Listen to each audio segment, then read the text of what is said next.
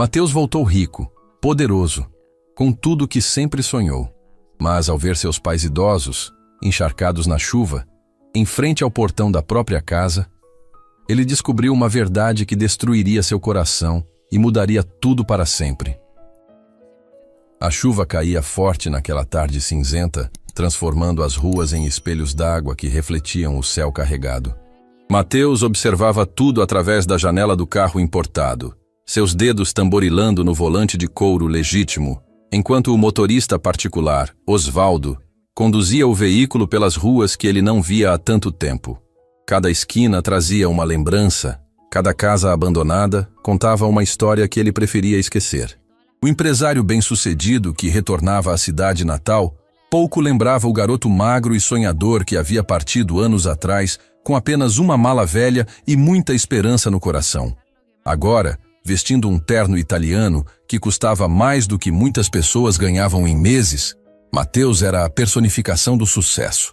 Sua empresa, a construtora Horizonte, havia se tornado referência nacional em projetos de luxo e seu nome estampava as páginas dos jornais de economia com frequência. Senhor Mateus, estamos chegando ao endereço, anunciou Osvaldo, reduzindo a velocidade do veículo. O coração de Mateus acelerou. Depois de anos construindo seu império, depois de tanto tempo dedicado a reuniões, contratos e negócios milionários, ele finalmente havia decidido retornar. Não para ficar, é claro.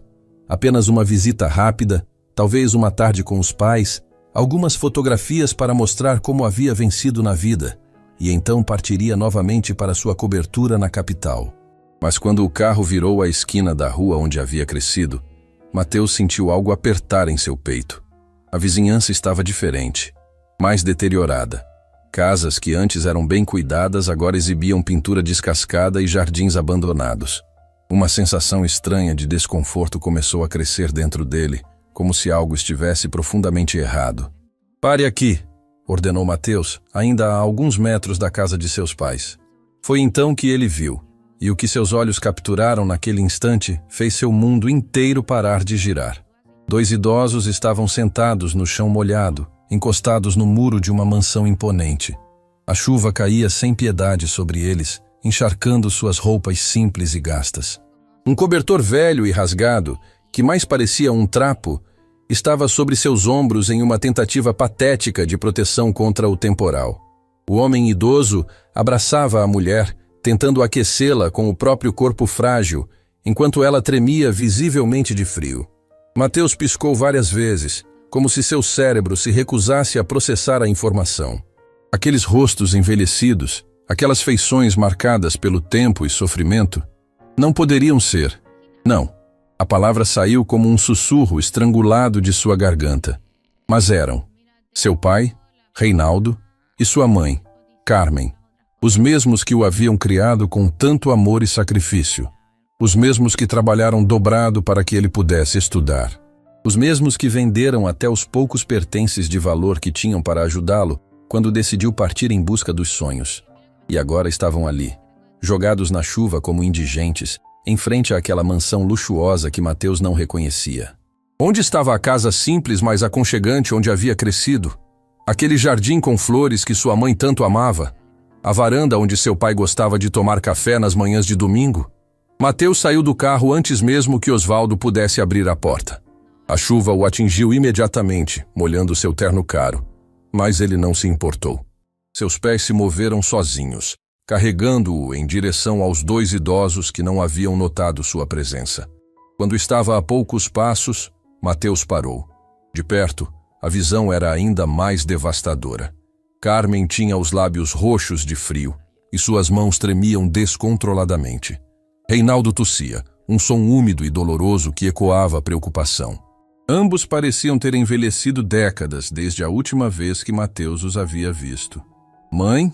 A voz de Mateus saiu rouca, quase inaudível sob o som da chuva. "Pai?" Carmen ergueu os olhos lentamente, como se até mesmo esse simples movimento exigisse um esforço tremendo. Quando seu olhar encontrou o filho, por um momento não houve reconhecimento. Então, algo mudou em sua expressão. Suas pupilas se dilataram. Seus lábios se abriram em choque silencioso. "Mateus?" Ela sussurrou, sua voz fina como papel amassado. Meu filho, é você? Reinaldo virou a cabeça e, ao ver o filho ali parado, suas feições se contorceram em uma mistura de emoções impossíveis de decifrar. Havia alegria, sim, mas também vergonha, tristeza e algo que se parecia perigosamente com medo. O que aconteceu aqui? Mateus perguntou, sua voz agora mais firme, mas carregada de uma emoção que ameaçava transbordar. Por que vocês estão na chuva? Onde está nossa casa? Antes que qualquer um pudesse responder, a porta principal da mansão se abriu com força.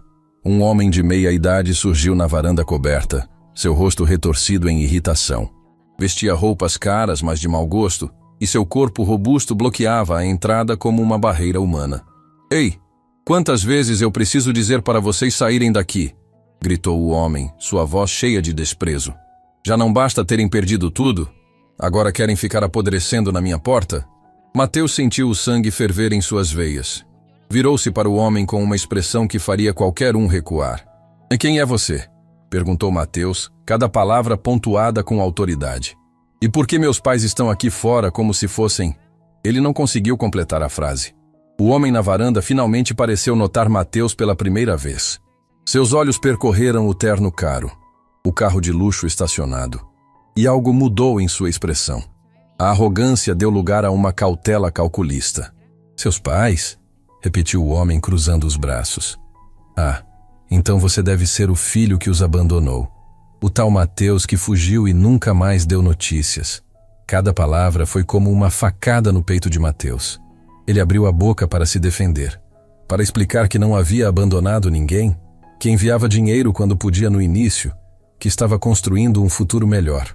Mas as palavras morreram em sua garganta quando viu a expressão no rosto de sua mãe. Carmen não disse nada, mas seus olhos falaram volumes. Havia dor ali, uma dor antiga e profunda que havia se instalado e criado raízes. Não era raiva, o que de alguma forma tornava tudo pior. Era uma tristeza resignada, a aceitação de alguém que havia chorado todas as lágrimas que tinha, e agora apenas existia. Quero respostas, Mateus exigiu, olhando do homem na varanda para seus pais. Agora. Reinaldo tentou se levantar, mas suas pernas tremeram e ele quase caiu. Mateus se moveu instintivamente para ajudá-lo, segurando o braço de seu pai. A pele estava gelada e úmida, e Mateus podia sentir os ossos sob a camada fina de carne. Quando havia sido a última vez que eles haviam comido uma refeição decente? Filho, Reinaldo começou, sua voz falhando. Não deveria ter voltado. Não assim. Não para ver isto. Ver o quê? Mateus insistiu, ajudando também sua mãe a se levantar. Carmen pesava quase nada, como um passarinho frágil em seus braços. Alguém vai me explicar o que diabos está acontecendo aqui? O homem na varanda deu um riso curto e amargo. Você realmente não sabe de nada, sabe? Ele balançou a cabeça. Seu pai apostou e perdeu. Jogou tudo fora. A casa, as economias, a dignidade, tudo. E adivinha quem estava lá para pegar as sobras? Ele bateu no peito com satisfação repugnante. Eu, Débora, minha esposa, sempre quis esta casa. Então, quando a dívida ficou grande demais e o banco colocou tudo à venda, nós compramos. Legal, não é? Mateus sentiu o chão desaparecer sob seus pés. Apostas? Seu pai, o homem mais trabalhador e honesto que conhecia, havia jogado tudo fora em apostas? Isso não pode ser verdade. Mateus murmurou, olhando para Reinaldo em busca de negação. Mas seu pai apenas baixou a cabeça, incapaz de encontrar os olhos do filho. A vergonha emanava dele em ondas quase palpáveis. Aconteceu. Carmen disse suavemente, sua voz quebrando. Tudo aconteceu tão rápido. Um dia tínhamos nossa casinha, nossa vida simples mas feliz. No outro, ela engoliu em seco. No outro, homens vieram e tiraram tudo. Cada móvel, cada lembrança. Até as fotografias suas da infância, Mateus. Levaram tudo. Mateus puxou seus pais para perto, não se importando com a água ou a sujeira que manchava seu terno. Nada disso importava. A única coisa que importava era que seus pais, as pessoas que o haviam amado incondicionalmente, estavam sofrendo enquanto ele vivia em luxo. completamente alheio à tragédia que havia se abatido sobre eles. Há quanto tempo? Ele perguntou, sua voz tensa. Há quanto tempo estão assim? Meses. Reinaldo finalmente falou, e havia uma dor tão profunda em sua voz que Mateus teve que fechar os olhos por um momento. Tentamos de tudo. Pedi ajuda aos vizinhos, procurei trabalho, mas ninguém contrata um homem da minha idade. E sua mãe, ela ficou doente. Os remédios são caros. Tudo é caro quando você não tem nada. E eu? Mateus perguntou, embora já soubesse a resposta. Por que não me procuraram? Por que não me contaram? Foi Carmen quem respondeu, erguendo uma mão trêmula para tocar o rosto do filho. Mesmo agora, mesmo depois de tudo, havia amor infinito naquele toque. Como poderíamos, meu filho? Ela perguntou suavemente. Você havia partido para construir sua vida. Não tínhamos seu número, seu endereço. E mesmo que tivéssemos, ela pausou, engolindo as lágrimas. Como poderia um pai contar ao filho que destruiu tudo? Como poderia colocar esse peso sobre você? Mateus sentiu algo quebrar dentro dele. Todas aquelas reuniões importantes, todos aqueles contratos milionários, todas aquelas festas e celebrações de sucesso. E seus pais estavam aqui na chuva, sofrendo em silêncio para não atrapalhar seus sonhos. Que tipo de filho ele havia se tornado? Que tipo de homem? A primeira coisa que Mateus fez foi tirar o casaco do terno e cobrir os ombros trêmulos de sua mãe. O tecido italiano fino não oferecia muito contra o frio da chuva, mas era melhor que o trapo encharcado que ela usava. Osvaldo, percebendo a urgência da situação, trouxe 2 mantas do porta-malas do carro, e Mateus envolveu seus pais com um cuidado que não demonstrava há anos. Entrem no carro, ordenou Mateus, sua voz firme mas gentil. Vamos sair daqui agora. Reinaldo hesitou, seus olhos indo da mansão para o filho e de volta. Mateus, nós não podemos simplesmente... Temos algumas coisas guardadas ali no fundo do terreno. O Juliano, ele apontou com a cabeça para o homem na varanda. Nos deixa guardar nossos pertences em uma caixa velha perto dos fundos. São poucas coisas, mas é tudo que nos resta. Pertences? Mateus virou-se bruscamente para Juliano, que ainda observava a cena da varanda coberta, protegido da chuva. Meus pais moram na rua e você os deixa guardar pertences no seu quintal como se fossem cachorros vadios? Juliano encolheu os ombros com indiferença calculada.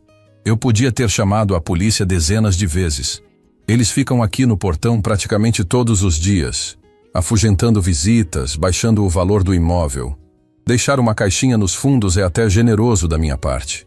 Mateus deu um passo em direção à varanda, seus punhos se fechando, mas a mão fraca de Carmen segurou seu braço. Não, filho, ela suplicou. Não vale a pena. Já perdemos tanto. Não quero que você perca sua dignidade também por causa desse homem. A sabedoria naquelas palavras atingiu Mateus como um soco. Sua mãe, mesmo depois de perder tudo, mesmo humilhada e sofrendo, ainda se preocupava com sua dignidade. Que lição de caráter era aquela? Quantos empresários de sucesso que ele conhecia teriam tal grandeza? Osvaldo, Mateus chamou, mantendo os olhos fixos em Juliano. Vá até os fundos com meu pai e tragam os pertences deles. Cada item, por menor que seja. Enquanto Osvaldo ajudava Reinaldo a caminhar pelo portão lateral, Mateus conduziu Carmen até o carro. Ela entrou com movimentos lentos e dolorosos, como se cada músculo do corpo protestasse contra o esforço. Dentro do veículo aquecido, ela fechou os olhos e suspirou, e Mateus percebeu que aquele suspiro carregava anos de exaustão acumulada. Ele se sentou ao lado dela, observando seu perfil frágil. As rugas em seu rosto contavam histórias que ele não conhecia, marcas de sofrimento que havia acontecido enquanto ele estava longe, construindo seu império. Quantas noites ela havia chorado, quantas vezes havia passado fome, quantas humilhações havia suportado em silêncio. Mãe, Mateus começou, sua voz rouca de emoção contida. Me conta tudo, desde o começo. Eu preciso entender o que aconteceu. Carmen abriu os olhos lentamente. Por um longo momento, ela apenas olhou para o filho, como se estivesse memorizando cada detalhe de seu rosto, com medo de que ele desaparecesse novamente como uma miragem no deserto. Começou devagar. Ela finalmente disse, sua voz fraca, mas firme. Seu pai sempre foi um homem trabalhador, você sabe disso. Depois que você partiu, ele trabalhou ainda mais. Fazia bicos aos finais de semana, aceitava qualquer serviço que aparecesse. Ele queria guardar dinheiro, sabe? Caso você precisasse, caso quisesse voltar um dia. Mateus sentiu um nó se formar em sua garganta, mas permaneceu em silêncio, deixando que ela continuasse. Mas então ele machucou as costas. Foi em um trabalho de carregamento no depósito da Comercial Ventura. Algo se rompeu, os médicos disseram. De repente, o homem que trabalhava como 3 não conseguia mais carregar nem uma sacola de compras sem sentir dores terríveis. As lágrimas começaram a escorrer pelo rosto envelhecido de Carmen, traçando caminhos limpos através da sujeira acumulada. Os remédios eram caros, Mateus. Muito caros. E sem conseguir trabalhar como antes, o dinheiro começou a faltar. Atrasamos o aluguel uma vez, depois 2. Eu comecei a fazer costuras para fora, mas minha visão já não era mais a mesma. E sua irmã... Mateus congelou. Minha irmã? Que irmã, mãe? Eu não tenho... Clarice? Carmen disse o nome como uma prece dolorosa. Sua irmã mais nova. Ela nasceu logo depois que você partiu. O mundo de Mateus virou de cabeça para baixo. Uma irmã? Ele tinha uma irmã e não sabia? Como eu não soube?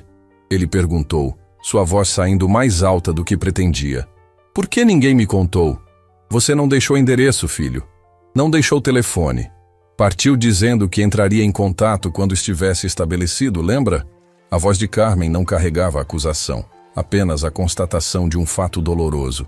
Esperamos. Ficamos acordados tantas noites esperando uma ligação, uma carta, qualquer sinal. Mas nada veio. Mateus passou as mãos pelo rosto, a culpa pesando sobre seus ombros como uma montanha. Ele havia sido tão focado em construir seu império, tão obcecado com o sucesso que simplesmente... Esqueceu? Não, não havia esquecido.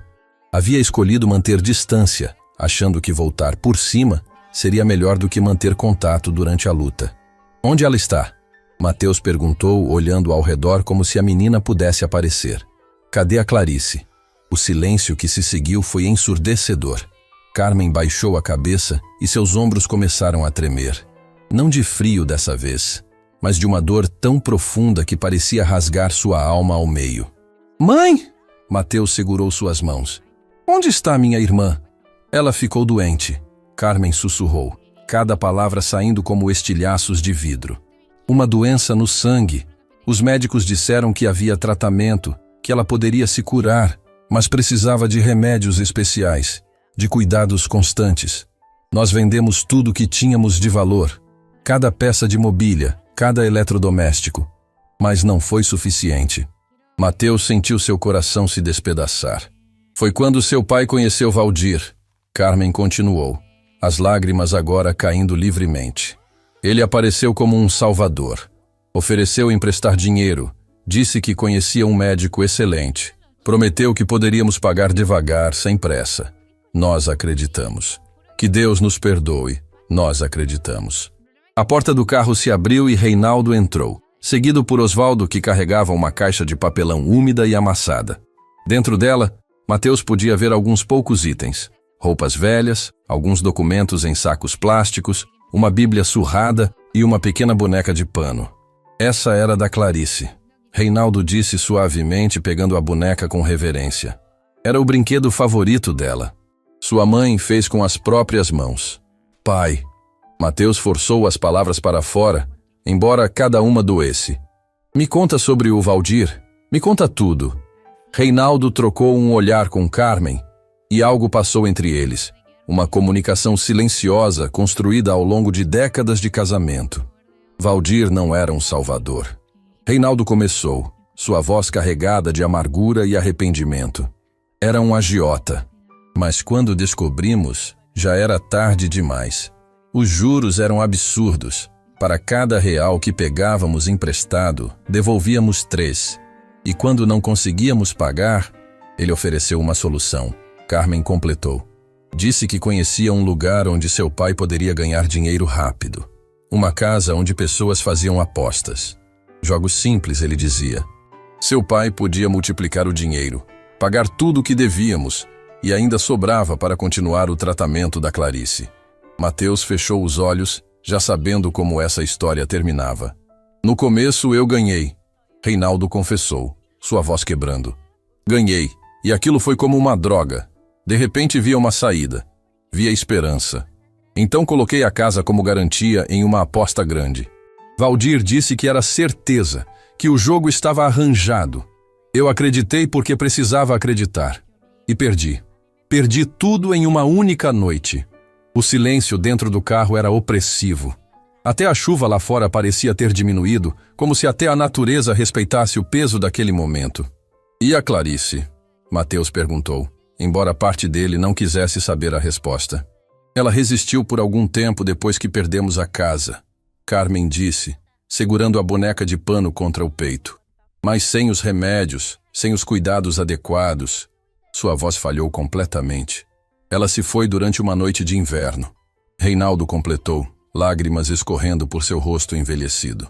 Estava deitada entre nós dois, em um abrigo temporário que a assistência social havia conseguido. Ela apenas parou de respirar, tão silenciosamente quanto havia vivido. Mateus soltou um som que era meio choro, meio grito sufocado. Uma irmã que nunca conheceu, morta por falta de recursos enquanto ele fechava contratos milionários. A ironia cruel da situação era insuportável. Por que continuam vindo aqui? Ele perguntou depois de um longo momento, tentando recompor-se. Por que ficam no portão dessa casa?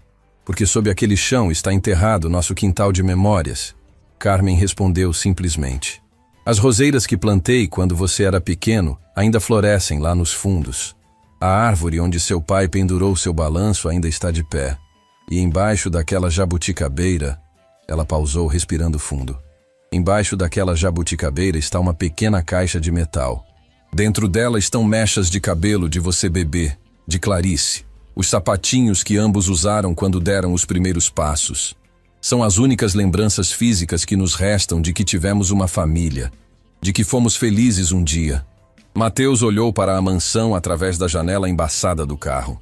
Juliano havia voltado para dentro, provavelmente satisfeito por ter enviado aqueles mendigos embora. Ele não fazia ideia do tesouro que estava enterrado em seu quintal. Não o tesouro material, mas o tesouro de memórias, de amor, de uma vida inteira guardada embaixo da terra. Nós viemos aqui sempre que podemos, Reinaldo acrescentou. Só para estar perto, para sentir que ainda temos alguma conexão com o que perdemos. Juliano reclama, nos ameaça, mas sempre deixa a gente ficar um pouco. Acho que até ele, com toda a sua grosseria, entende que há coisas que o dinheiro não pode comprar. Mateus virou-se para Osvaldo. Leve-nos para o Hotel Imperial. Reserve a melhor suíte disponível.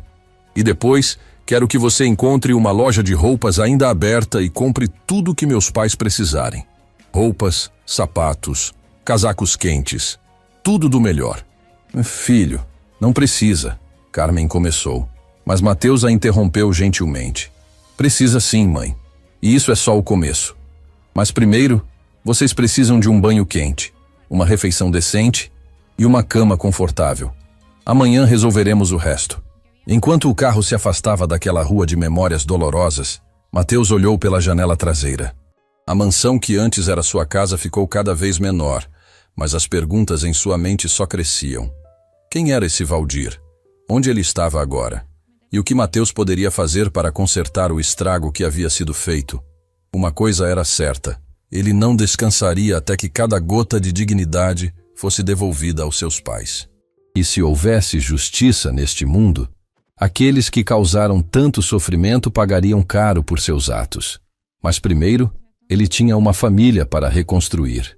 E desta vez, não haveria nada que o impedisse de fazer o que era certo. A suíte do Hotel Imperial era um mundo completamente diferente das ruas frias, onde Reinaldo e Carmen haviam passado tantas noites. Tapetes macios, móveis elegantes, uma vista panorâmica da cidade iluminada. Mas nada disso importava para eles naquele momento. O que importava era a água quente do chuveiro, a maciez das toalhas limpas e a promessa de uma noite sem frio. Mateus havia pedido para o serviço de quarto preparar um banquete. A mesa estava repleta de pratos variados, sopa quente de legumes, pão fresco, carnes macias, saladas coloridas, frutas e sobremesas. Ele observou seus pais entrarem na sala após os banhos, vestindo os roupões macios do hotel, e quase não os reconheceu. Limpos, secos e aquecidos, Reinaldo e Carmen pareciam ter recuperado um pouco da dignidade que a rua havia tentado roubar. Mas os olhos continuavam carregando aquele peso, aquela tristeza que nenhum banho poderia lavar. Sentem-se, Mateus indicou a mesa. Por favor, comam. Comam sem pressa, sem medo. Há comida suficiente e podemos pedir mais se quiserem. Carmen olhou para a mesa farta e suas mãos começaram a tremer novamente. Desta vez não de frio, mas de uma emoção avassaladora.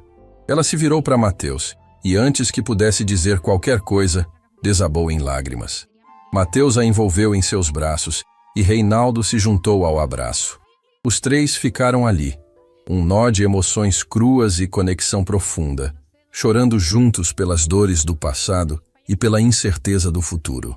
Quando finalmente se separaram, sentaram-se à mesa. Mateus observou como seus pais comiam devagar, saboreando cada garfada como se fosse um milagre. Quantas vezes haviam passado fome? Quantas noites dormiram com o estômago vazio, sonhando com uma refeição simples? Filho, Reinaldo disse depois de algum tempo, limpando a boca com o guardanapo. Você construiu algo incrível. Podemos ver isso. O carro, as roupas, a autoridade com que fala. Você conseguiu tudo o que sonhava. Havia orgulho naquelas palavras, mas também algo mais. Uma pergunta não formulada. Uma lacuna que precisava ser preenchida. Pai, mãe. Mateus começou, escolhendo as palavras com cuidado. Eu preciso explicar. Preciso contar o que aconteceu desde que parti e por que demorei tanto para voltar. Carmen pegou sua mão sobre a mesa, apertando suavemente. Você não nos deve explicações, meu filho. Você estava vivendo sua vida, construindo seu futuro. Não há culpa nisso. Há sim, Mateus insistiu, sua voz firme. Há muita culpa. Deixem-me contar. E então ele contou. Contou sobre os primeiros meses na capital, dormindo em pensões baratas, trabalhando em obras de construção durante o dia e estudando à noite. Contou sobre como conheceu Heitor, um engenheiro veterano que viu potencial nele e o tomou sob sua tutela. Heitor me ensinou tudo, Mateus explicou. Não só sobre construção, mas sobre negócios, sobre como o mercado funcionava. Ele não tinha filhos e acho que de certa forma me adotou como aprendiz. Quando ele se aposentou, me deixou assumir alguns projetos pequenos. E você prosperou, Reinaldo disse com admiração genuína. Prosperou não é bem a palavra. Mateus corrigiu. Eu me consumi. Trabalhava 18 horas por dia, 7 dias por semana. Cada projeto precisava ser perfeito. Cada cliente precisava ficar impressionado. Eu estava obcecado em provar que não era mais aquele garoto pobre da periferia. Eu seria alguém. Eu seria importante. Ele pausou, olhando para as próprias mãos. E no meio dessa obsessão, fui esquecendo de onde vim. Convenci-me de que não podia voltar até ter conquistado algo significativo. Que vocês ficariam desapontados se me vissem lutando, trabalhando duro, mas ainda pobre. Então adiei. Mais um projeto, pensava. Mais um contrato. Quando a construtora Horizonte estiver estabelecida, quando meu nome estiver nos jornais, então voltarei como um vencedor. Oh, meu filho, Carmen sussurrou, apertando mais forte sua mão. Nós nunca nos importamos com dinheiro ou sucesso. Só queríamos saber que você estava bem, que estava feliz. Eu sei disso agora, Mateus disse, sua voz quebrando. Mas quando você está no meio daquela corrida maluca por sucesso, quando está cercado por pessoas que medem valor em cifras e propriedades, você esquece o que realmente importa. Esquece que amor não precisa de conquistas. Que família não tem condições. Mateus se levantou e foi até a janela, observando as luzes da cidade. Meu primeiro grande contrato foi há alguns anos, ele continuou. Um complexo residencial de luxo. O lucro foi enorme. E sabe qual foi meu primeiro pensamento? Não foi ligar para vocês, não foi voltar para casa. Foi pensar no próximo projeto, no próximo prédio, na próxima conquista. O sucesso é viciante assim. Quanto mais você tem, mais quer. E no processo você perde pedaços de si mesmo. Mas você está aqui agora. Reinaldo disse suavemente. Isso é o que importa. Mateus virou-se para eles. Estou aqui por pura coincidência. Vim para avaliar um terreno para um possível projeto. Pensei em passar rapidamente, tirar algumas fotos com vocês mostrando como estava bem e partir novamente. Que tipo de filho pensa assim? Que tipo de pessoa? O silêncio que se seguiu foi pesado, mas não condenatório. Carmen e Reinaldo simplesmente olhavam para o filho com aquele amor incondicional que só pais conseguem manter, mesmo diante de falhas e ausências. Filho, Carmen finalmente falou, sua voz carregando a sabedoria de quem sofreu muito. Você quer saber o que aprendi nesses anos difíceis? Aprendi que as pessoas cometem erros. Grandes erros, pequenos erros, erros que machucam a si mesmos e aos outros. Seu pai apostou nossa casa. Você se afastou da família. Eu não busquei ajuda quando deveria. Todos nós falhamos de alguma forma. Ela se levantou e caminhou até Mateus, colocando uma mão enrugada, mas cheia de amor em seu rosto. Mas a medida de uma pessoa não está em não cometer erros. Está em como ela age quando percebe que errou. Você está aqui agora. Você não fugiu quando viu nossa situação. Você está tentando ajudar. Isso vale mais do que 1000 desculpas bonitas. Mateus abraçou sua mãe, e então sentiu os braços de seu pai ao redor de ambos. Ficaram ali, um trio unido pela dor, mas também pela esperança de que talvez, apenas talvez, não fosse tarde demais para reconstruir o que havia sido quebrado. Quando voltaram à mesa, Mateus serviu café para todos. O líquido quente trouxe um conforto adicional à atmosfera já mais leve da suíte. Preciso encontrar esse Valdir, Mateus disse, sua voz agora carregando determinação. Ele precisa pagar pelo que fez. Reinaldo balançou a cabeça com veemência. Não, filho. Esse homem é perigoso. Ele não trabalha sozinho. Tem conexões, pessoas que fazem coisas terríveis por dinheiro. Você não pode simplesmente aparecer e confrontá-lo. Seu pai está certo. Carmen concordou. Valdir destruiu outras famílias além da nossa. Conhecemos pessoas no abrigo que também foram suas vítimas. Ele é como um predador, escolhendo os mais vulneráveis, oferecendo esperança falsa e então tirando tudo. Então ele precisa ser parado, Mateus insistiu. Precisa haver justiça. Justiça! Reinaldo repetiu a palavra como se fosse um conceito estrangeiro. Filho, pessoas como nós não conseguem justiça. Não temos dinheiro para advogados. Não temos influência para sermos ouvidos. Valdir sabe disso.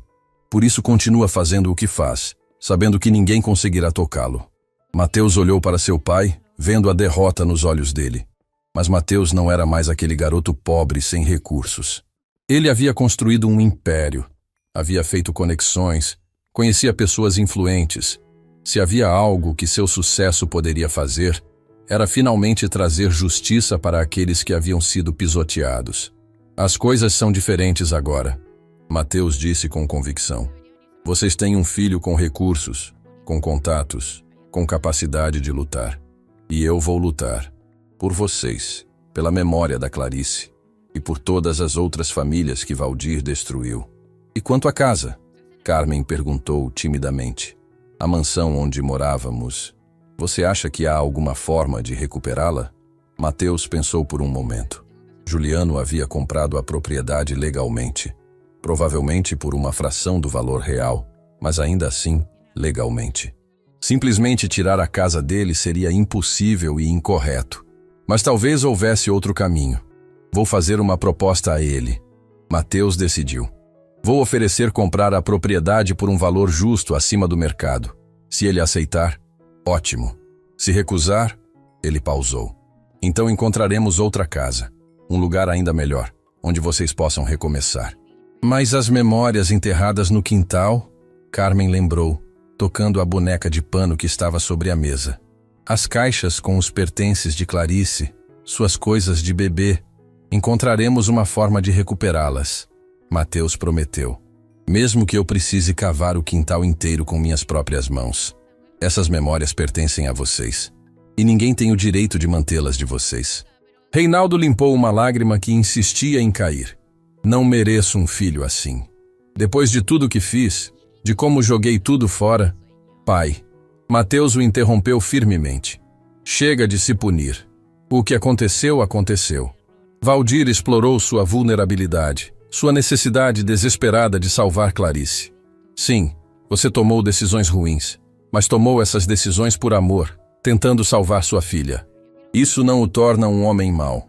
Torna você um pai que amou demais e foi enganado por alguém sem escrúpulos. As palavras pareceram alcançar algo profundo dentro de Reinaldo. Pela primeira vez, desde que Mateus o havia encontrado na chuva, viu um lampejo de algo diferente nos olhos de seu pai. Não mais apenas vergonha e derrota, mas talvez o começo de uma aceitação, de um perdão próprio que ainda levaria tempo para florescer completamente. "O que fazemos agora?" Carmen perguntou, olhando entre o marido e o filho. "Agora", Mateus disse, pegando as mãos de ambos. "Vocês descansam, dormem em camas macias, acordam sem frio, tomam café da manhã sem pressa. E amanhã começamos a consertar tudo, passo a passo, peça por peça. Vamos reconstruir o que foi destruído. Não será fácil, não será rápido, mas faremos juntos, como família."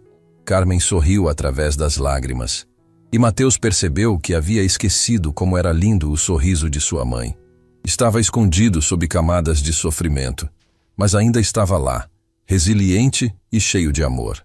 Naquela noite, depois que seus pais finalmente se recolheram ao quarto, exaustos mas aquecidos e alimentados, Mateus ficou acordado na sala da suíte. Abriu seu laptop e começou a fazer pesquisas. Valdir, agiotas, casas de apostas ilegais, famílias destruídas por dívidas. Quanto mais lia, mais sua determinação crescia.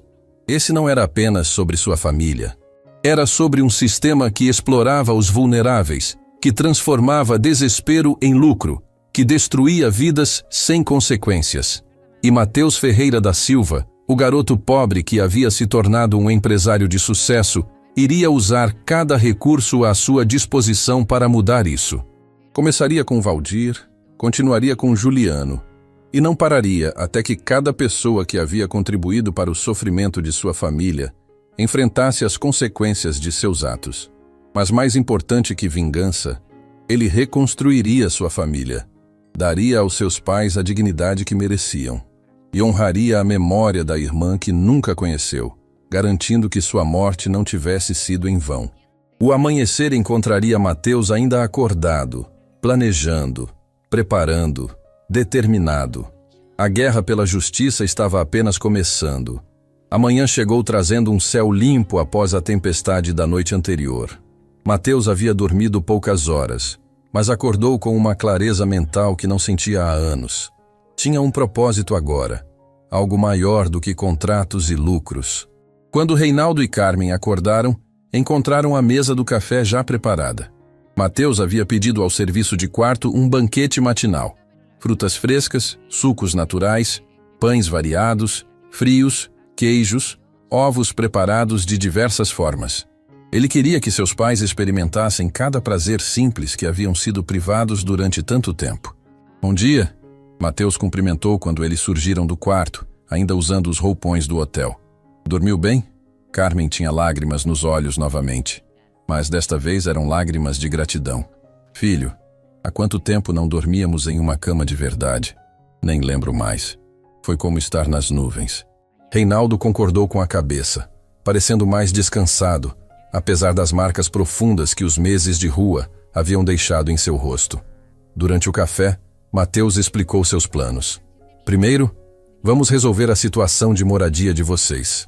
Permanente, não temporária. Segundo, precisamos cuidar da saúde de vocês. Mãe, você mencionou que ficou doente. Vamos a um médico hoje mesmo fazer exames completos. Pai, suas costas precisam ser avaliadas adequadamente. E terceiro", ele pausou escolhendo as palavras. "Terceiro, vou atrás de respostas e de justiça." "Mateus", Reinaldo começou, mas o filho ergueu a mão. "Sem discussões sobre isso, pai. Já decidi. Mas farei do jeito certo, através dos canais legais. Não farei nada impulsivo ou perigoso. Confiem em mim." Após o café, Osvaldo chegou com diversas sacolas de uma boutique cara do centro. Dentro havia roupas novas, sapatos confortáveis, casacos de qualidade. Mateus havia dado instruções detalhadas sobre tamanhos e estilos, pedindo peças elegantes, mas confortáveis, apropriadas para pessoas de idade. Quando Carmen viu as roupas, sua mão foi instintivamente ao peito. Filho, isso tudo é muito caro. Não precisamos de... Precisam sim, Mateus interrompeu gentilmente. Vocês merecem isso e muito mais. Por favor, vistam-se. Temos um dia cheio pela frente. A primeira parada foi o consultório do Dr. Augusto Tavares, um dos melhores clínicos gerais da cidade. Mateus havia usado suas conexões para conseguir uma consulta imediata, algo normalmente impossível dado a agenda lotada do médico. Doutor. Augusto era um homem de meia idade com cabelos grisalhos e um olhar gentil por trás dos óculos. Ele examinou Carmen primeiro, fazendo perguntas detalhadas sobre seus sintomas e histórico médico. Seu semblante ficava cada vez mais sério conforme a consulta progredia. Senhora Carmen, ele disse finalmente, sua voz profissional mas compassiva. A senhora está severamente desnutrida e desidratada. Há sinais de anemia e preciso fazer exames mais detalhados para verificar outras deficiências vitamínicas. Também notei uma tosse persistente. Há quanto tempo a senhora tem essa tosse? Carmen trocou um olhar com Reinaldo antes de responder. Algumas semanas, talvez meses. É difícil acompanhar o tempo quando... Ela deixou a frase inacabada. Entendo, Dr. Augusto disse com empatia. Vou solicitar uma radiografia do tórax também. Quero descartar pneumonia ou outras complicações respiratórias. Por enquanto, vou prescrever multivitamínicos, suplementos alimentares e um antibiótico preventivo. Mas a senhora precisa de acompanhamento regular daqui para frente. O exame de Reinaldo revelou problemas igualmente preocupantes. Além da lesão antiga nas costas que nunca havia sido tratada adequadamente, ele apresentava sinais de artrite avançada e pressão alta não controlada.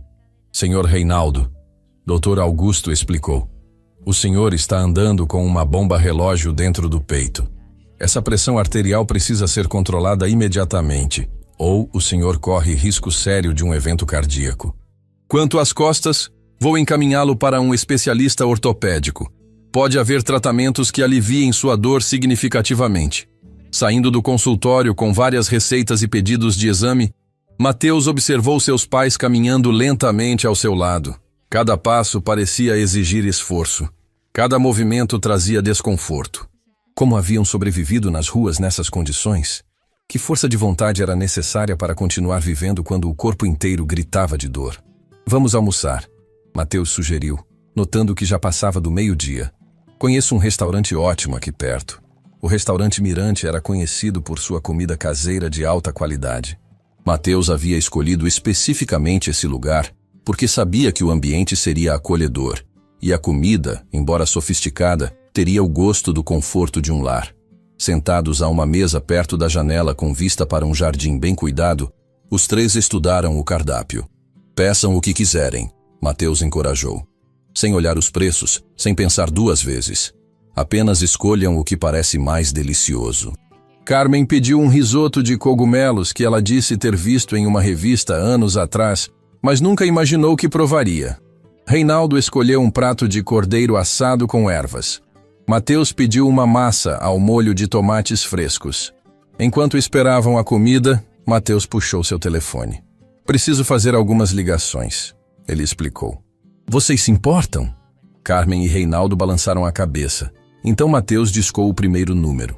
Era Patrícia, sua assistente pessoal na capital. Patrícia, sou eu. Preciso que você faça algumas coisas urgentes. Primeiro, quero toda a informação possível sobre um homem chamado Valdir. Ele opera como agiota aqui na cidade. Provavelmente tem envolvimento com casas de apostas ilegais. Contrate um investigador particular se necessário. Quero saber tudo sobre ele. Onde mora, quem são seus associados, se há processos contra ele, tudo. Ele escutou por um momento, depois continuou. Segundo, preciso de informações sobre uma propriedade residencial. Vou te passar o endereço. Quero saber quanto vale, quem é o proprietário atual, histórico de transações. E terceiro, procure apartamentos disponíveis para aluguel ou venda nesta cidade. Quero opções excelentes, em bairros seguros e tranquilos, com pelo menos 2 quartos. Envie-me as melhores opções até o final do dia. Depois dessa ligação, fez outra para Marcos Vinícius, seu advogado particular. Marcos, velho amigo, preciso de seus serviços. E não é sobre a construtora desta vez. É pessoal. Ele explicou a situação brevemente, falando sobre a dívida de seu pai, a perda da casa, o envolvimento de Valdir. Quero saber se há algo que possamos fazer legalmente. Mesmo que seja anos depois, deve haver alguma forma de responsabilizar esse homem. A comida chegou enquanto ele ainda estava no telefone, e Mateus encerrou rapidamente a chamada para não estragar o momento. Observar seus pais saboreando cada garfada foi uma experiência emocionante para Mateus. Eles comiam devagar, com os olhos fechados em alguns momentos, claramente absorvendo não apenas o sabor, mas toda a experiência de uma refeição decente em um ambiente acolhedor. Filho, Reinaldo disse após um tempo, você não precisa fazer tudo isso. Já fizeram demais ao nos tirar da rua. Pai, não fiz nem uma fração do que deveria ter feito. Mateus respondeu honestamente. E vou continuar fazendo até que vocês estejam seguros, saudáveis e vivendo com a dignidade que sempre mereceram. Após o almoço, foram à farmácia buscar os medicamentos prescritos. A conta foi substancial, mas Mateus nem piscou ao entregar seu cartão. Que eram algumas centenas em remédios comparados aos milhões que ele movimentava em seus negócios? De volta ao hotel, enquanto seus pais descansavam da manhã cansativa de consultas e exames, Mateus recebeu uma ligação de Patrícia. Senhor Mateus, já tenho informações preliminares. Valdir Santos Silva opera há anos nesta região. Ele tem diversos processos, mas consegue sempre escapar por tecnicismos legais ou falta de provas concretas. Também descobri algo interessante. Ele tem conexões com o submundo local, mas recentemente começou a se associar com pessoas de camadas mais altas da sociedade. Aparentemente está tentando legitimar seus negócios através de empresas fantasmas. Continue investigando, Mateus instruiu. Quero cada detalhe, cada conexão. E seja discreta. Não quero que ele saiba que estamos investigando. A segunda ligação foi de Marcos Vinícius. Mateus, analisei rapidamente o caso. A situação é complexa. A dívida original com o Valdir provavelmente era ilegal pelos juros abusivos, mas se seu pai assinou documentos colocando a casa como garantia, fica mais complicado. A propriedade foi vendida legalmente a este Juliano. No entanto, ele pausou.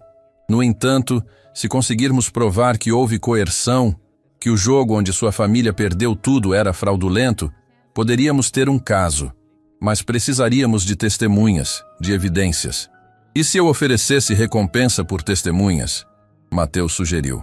Meu pai disse que Valdir destruiu outras famílias. Deve haver mais pessoas dispostas a falar se souberem que há uma chance real de justiça. Isso poderia funcionar. Marcos concordou cautelosamente. Mas também poderia ser perigoso.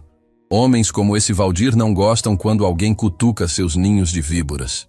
Deixe-me preocupar com o perigo, Mateus disse. Você só cuide da parte legal. Ao cair da tarde, Mateus recebeu um e-mail de Patrícia com lista de propriedades disponíveis. Uma em particular chamou sua atenção. Uma casa térrea em um bairro tranquilo, com jardim, 3 quartos, totalmente acessível para pessoas de idade.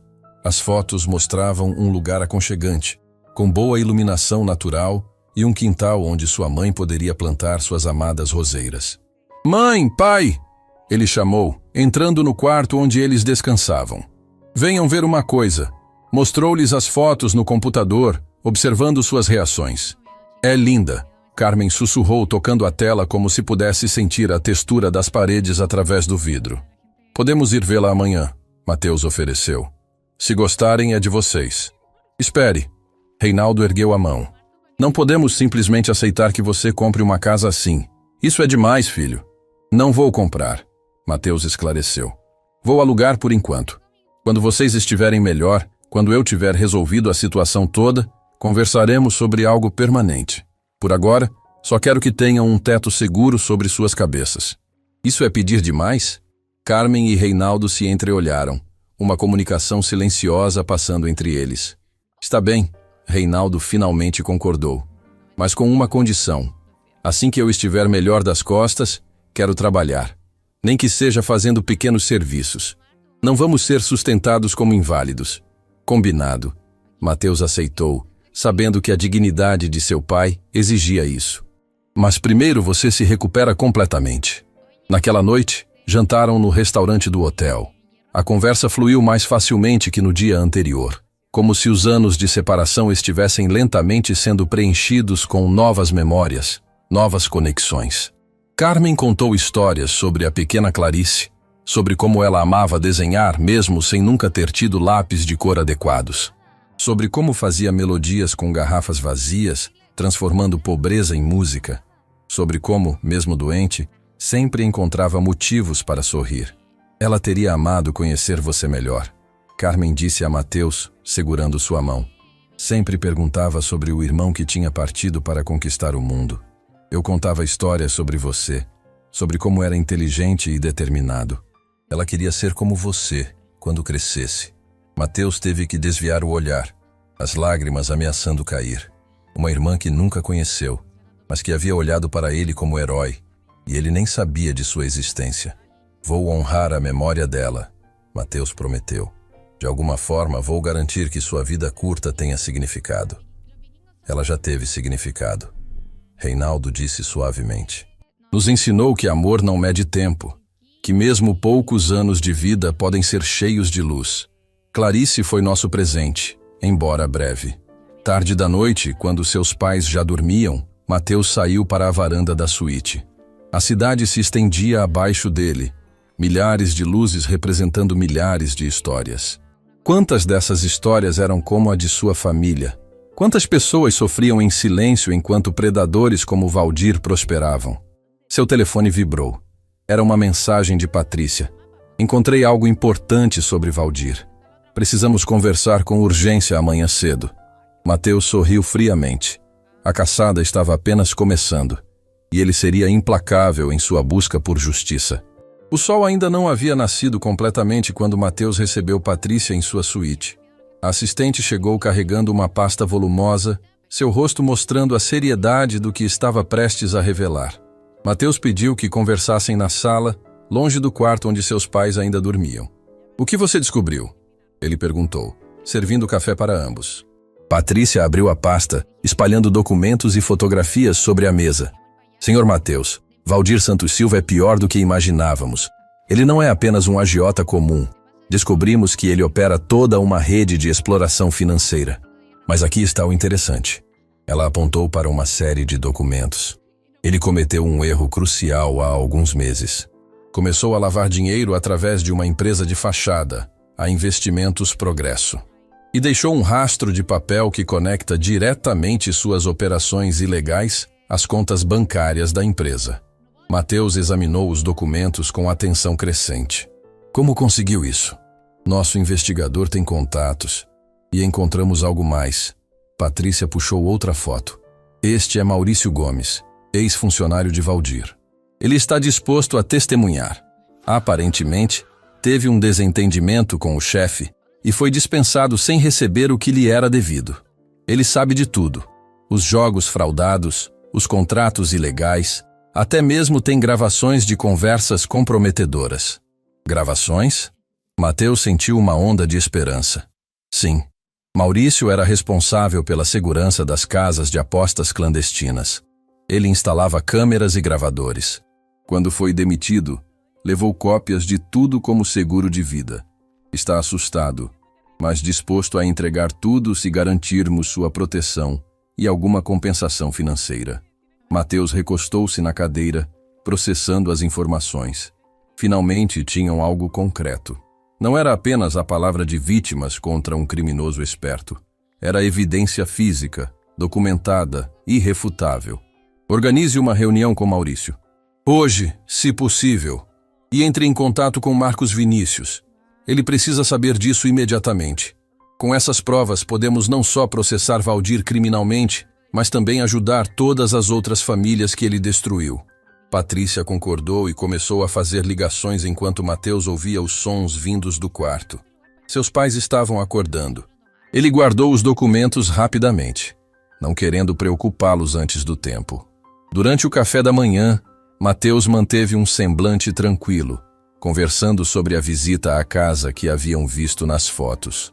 Carmen estava animada, fazendo planos sobre onde colocaria cada móvel, como organizaria o jardim. Era reconfortante vê-la sonhando novamente, planejando um futuro que dias atrás parecia impossível. Filho, Reinaldo disse de repente, pousando o garfo. Preciso dizer algo. Você está fazendo muito por nós, e sou grato, mas também preciso fazer minha parte em consertar tudo isso. Quero falar com Valdir. Quero olhar nos olhos dele e dizer que não tenho mais medo. Mateus estava prestes a protestar quando viu a determinação no rosto de seu pai. Não era imprudência. Era um homem tentando recuperar sua dignidade, sua autoestima que havia sido pisoteada junto com tudo mais que perdeu. Está bem, Mateus concordou. Mas faremos isso do jeito certo, na hora certa. E você não irá sozinho. Faremos juntos como família. E quando formos, será com a força da lei ao nosso lado. Depois do café, foram visitar a casa. A proprietária, Dona Lucinda, era uma senhora gentil que estava se mudando para outro estado para ficar perto dos filhos.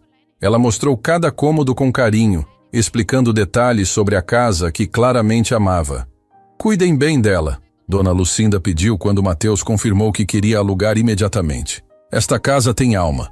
Abrigou muitas risadas, muitas reuniões de família, muito amor. Merece continuar sendo um lar feliz. Será, Carmen prometeu, seus olhos brilhando enquanto já imaginava as roseiras que plantaria no jardim. Enquanto assinavam os papéis e acertavam os detalhes, Mateus recebeu uma mensagem de Patrícia. Maurício confirmado para a reunião às 15 horas. Local reservado e seguro.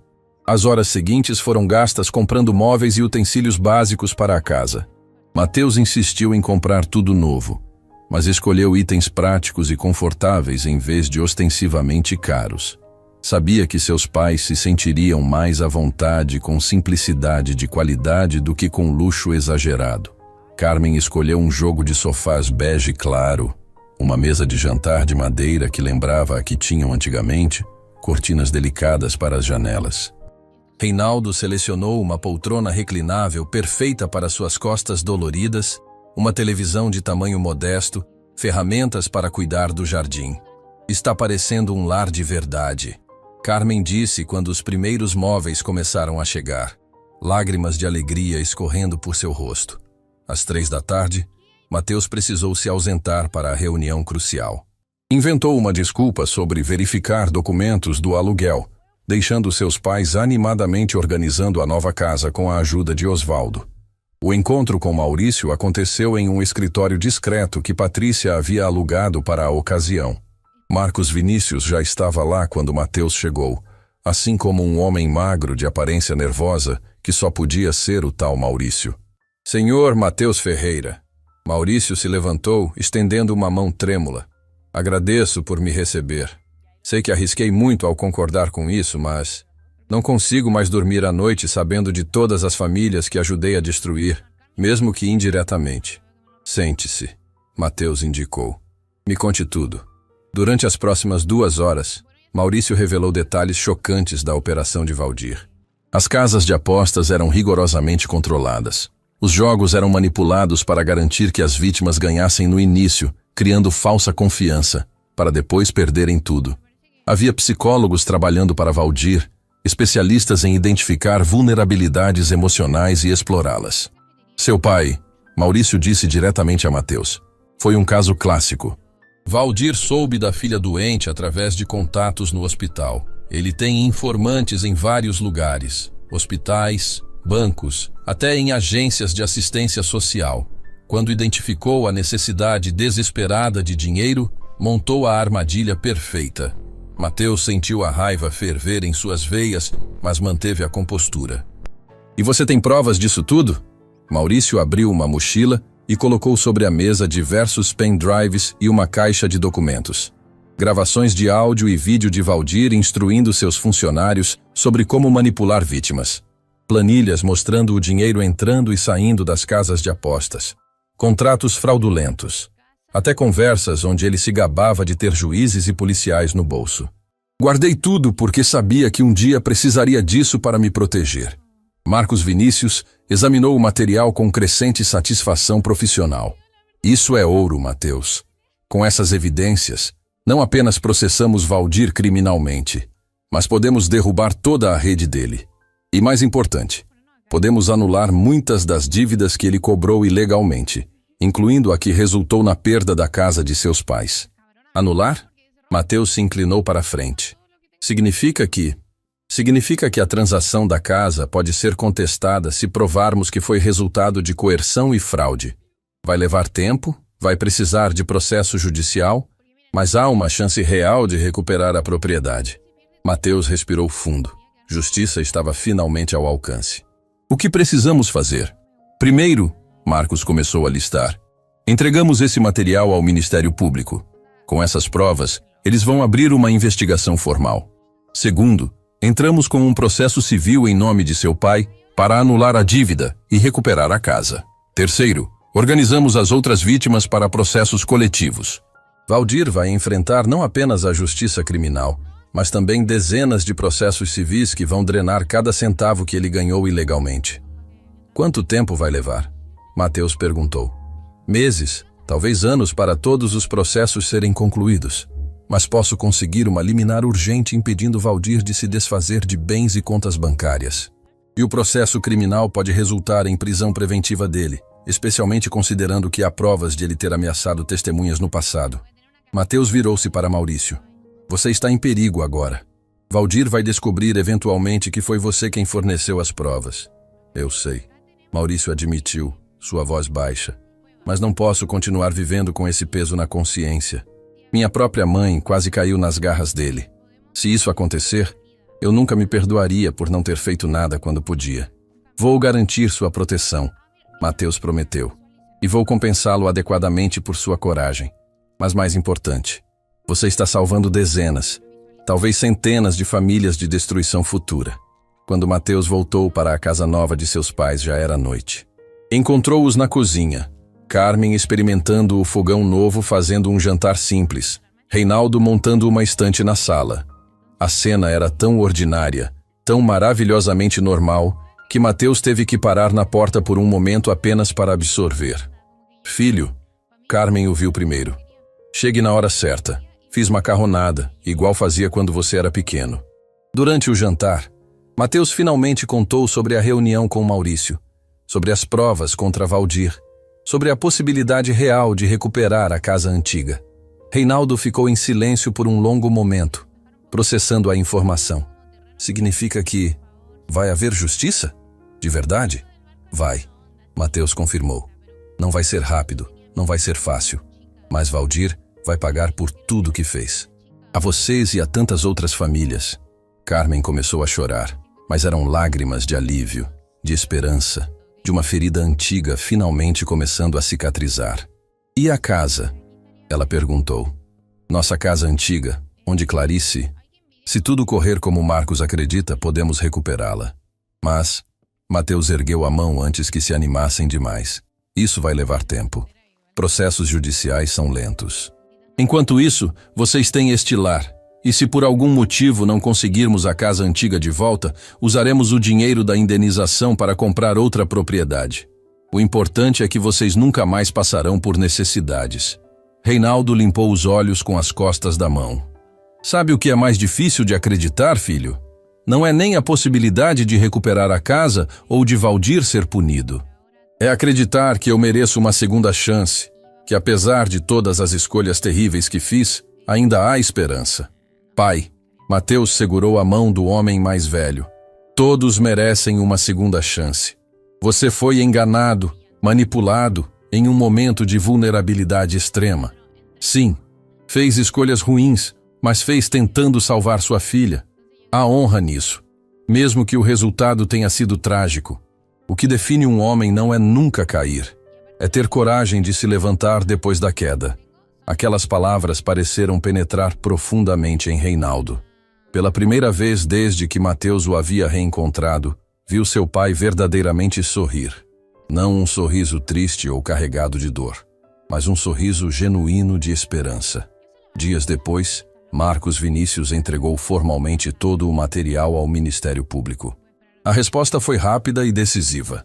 Um promotor ambicioso chamado Eduardo Sampaio viu no caso a oportunidade de desmantelar uma rede criminosa que operava há anos com impunidade. Mandados de busca e apreensão foram expedidos.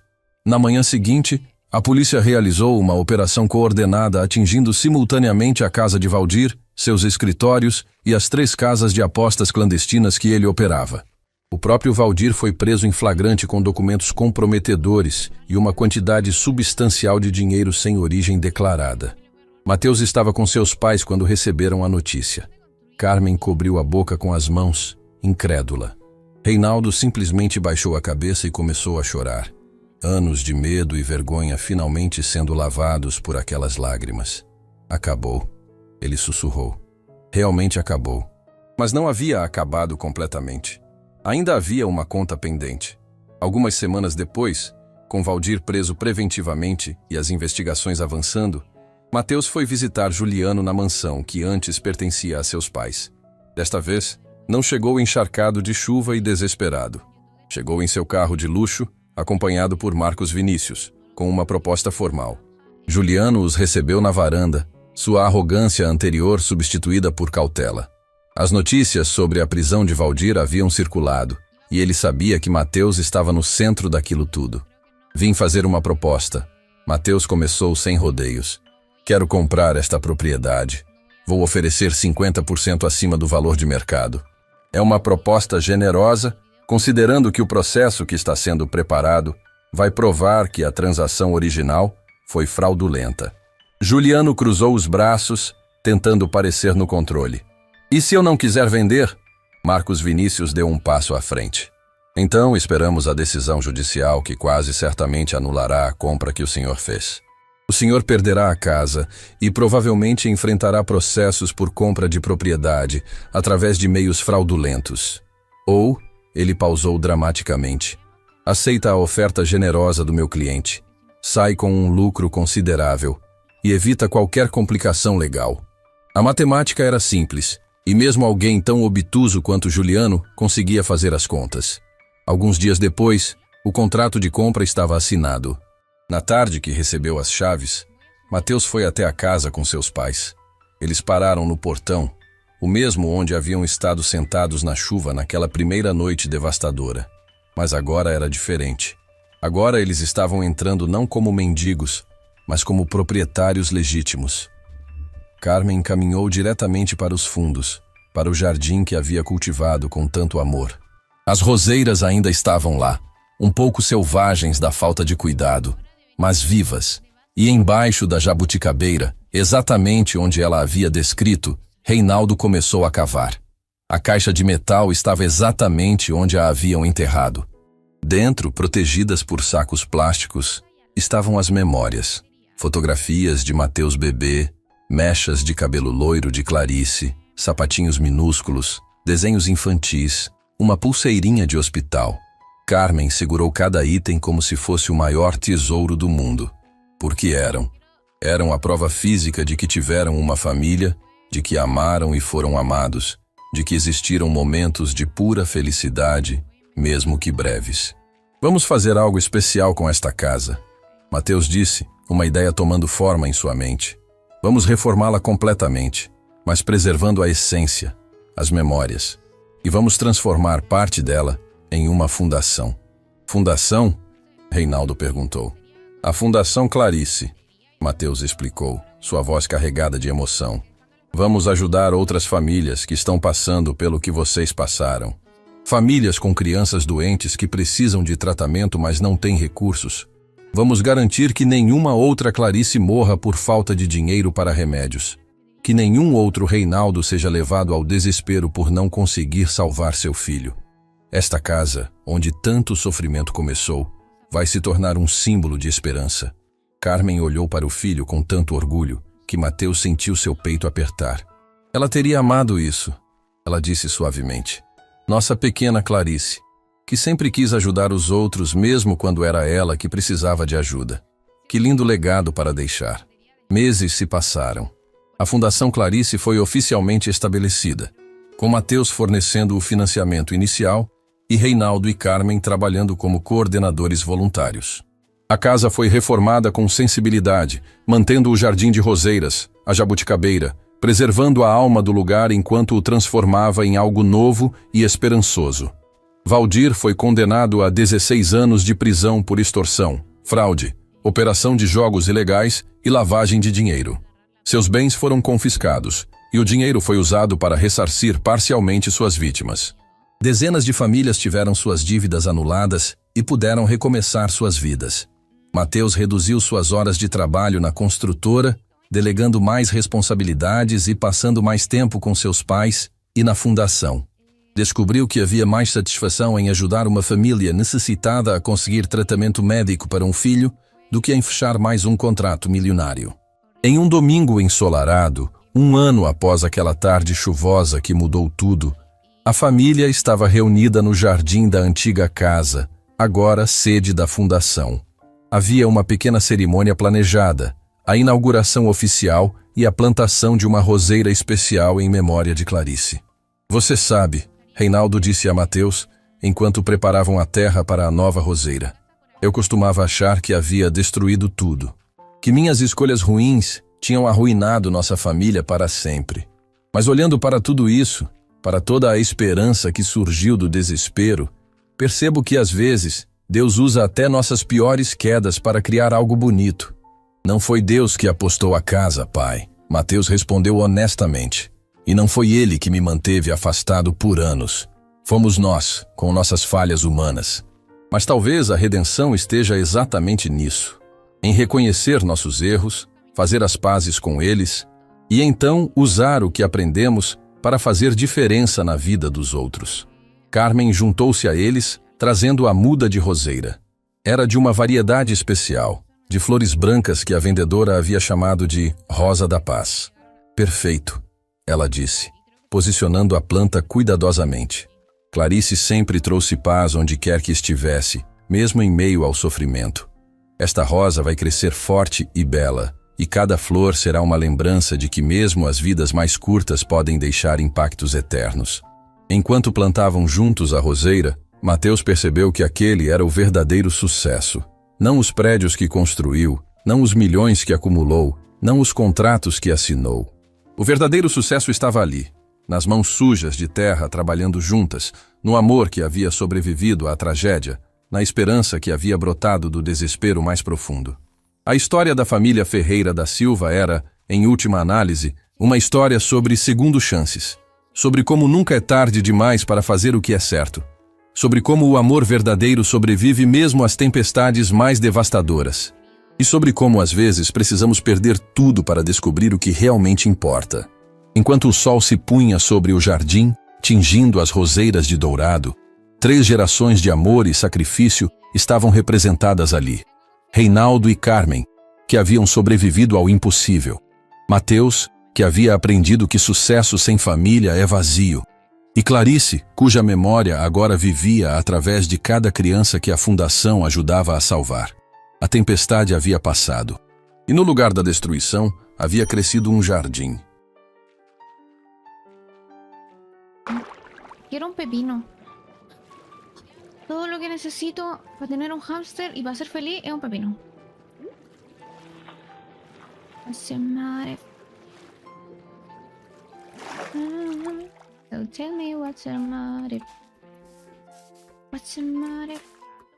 What's your motive? You treat me like oh baby. ¿Era aquí donde dejé mis cosas o no? No me acuerdo.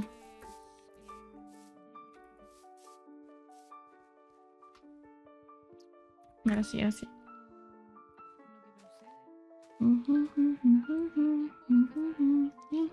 No sugar come. What you want, I need it. Puedes raptar amiga con una cuerda. Ay, pero no tengo cuerda. Tengo que ir a buscar. Tell me what's your motive. What's your motive? What's your motive? Tell me what's your motive. What's your motive? What's your motive? Aquí dejé mis cosas, ¿no? ¿Me lanzo? No lo abrí. ¿Pero para qué lo abro si ya no tengo espacio?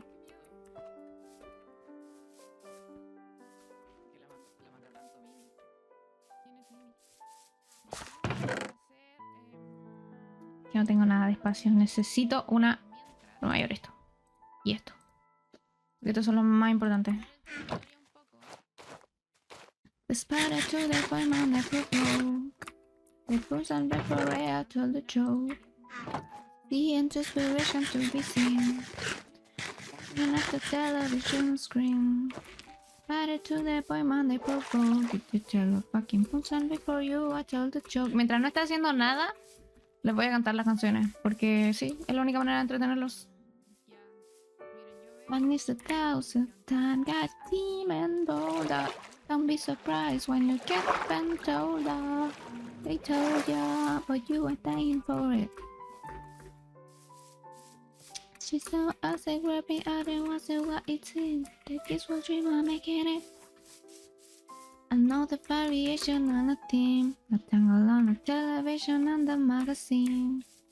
You reckon that they do it for a joke. You reckon that we are defenders of any poser or professional pretender around. Necesito ese hilo. When did your list replace a twist and turn like a fist? Replace the kids don't concern. I don't want your proof. Stay for the morning after. Yo no quiero pelear contigo, chica. Yo solo quiero tus hilos.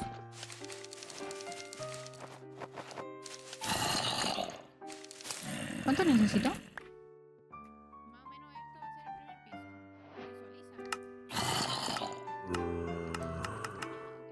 Pam, pam, pam, pam, pam, pam, pam. 4. Time got a demon boulder. Don't be surprised when you get bent older. I told ya, but you are dying for it. Let's have a game on a cherry picker. Not quick enough, gonna be quicker. Everything gonna get some thicker. Let's have a game on a cherry picker. Not quick enough, gonna be quicker. Everything gonna get some thicker. Listo. Assume that.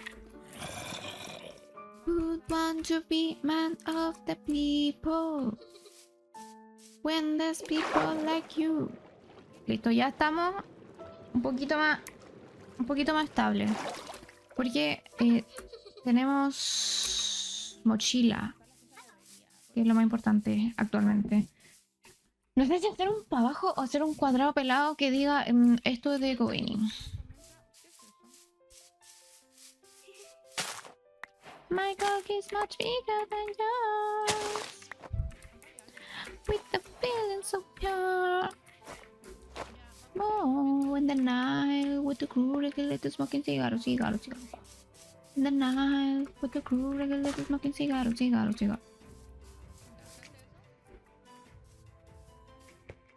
With the feeling so pure. Maya. Oh, in the night. Entonces, ¿pero ustedes qué prefieren? La casa lejos de la... O sea, como aparte de la... Ay, ustedes me entienden. ¿Aparte de la casa o la casa y cerca de la casa la... Para.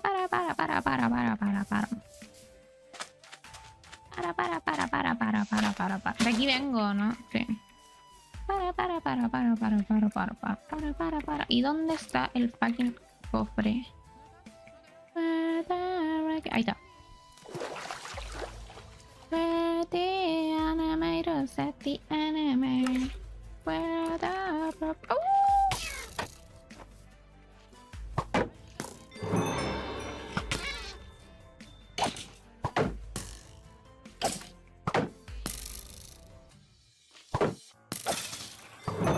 ¿Pero qué pasa? ¿Por qué salen tanto?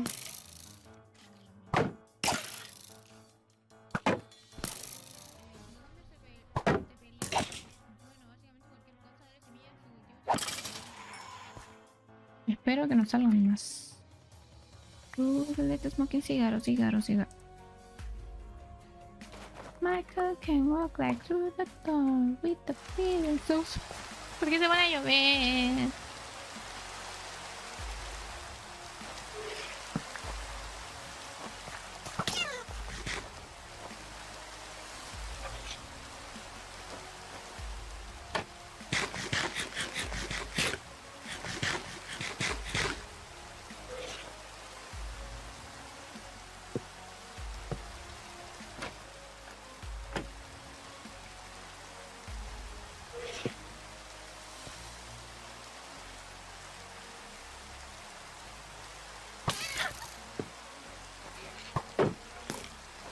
Que me coma mundo ya. Te lanzo ratata.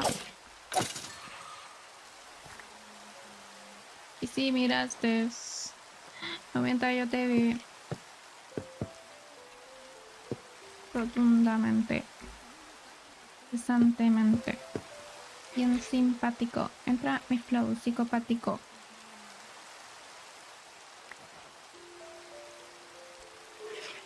Y sin pena, sin pena.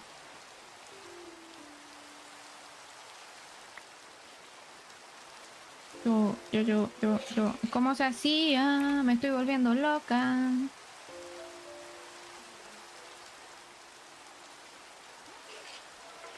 Me falta uno. Au. Bien, pero ahora estoy un poco en crisis porque no tengo espacio para nada y me van a matar. Ya te dan tu raca, ta.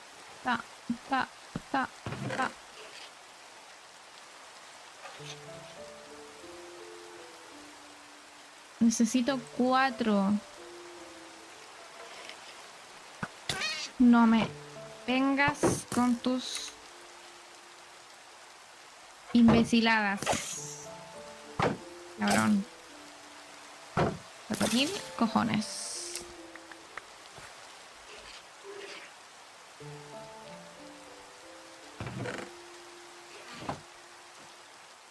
Estamos un poco atrapadas en estos momentos, pero mira. Que nos salga algo bonito. ¡Ay, un pingüino bebé! Me gusta más el unicornio, sí. Me da más personalidad. ¿Qué hago? Me falta uno de cuero. Pero salir a buscarlo hasta ahora es peligroso.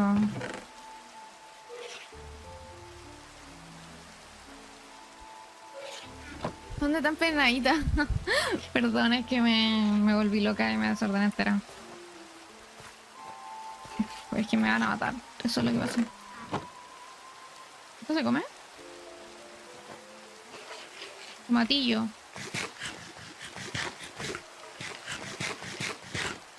Es que estoy un poco atrapada. Me voy a morir en cualquier momento.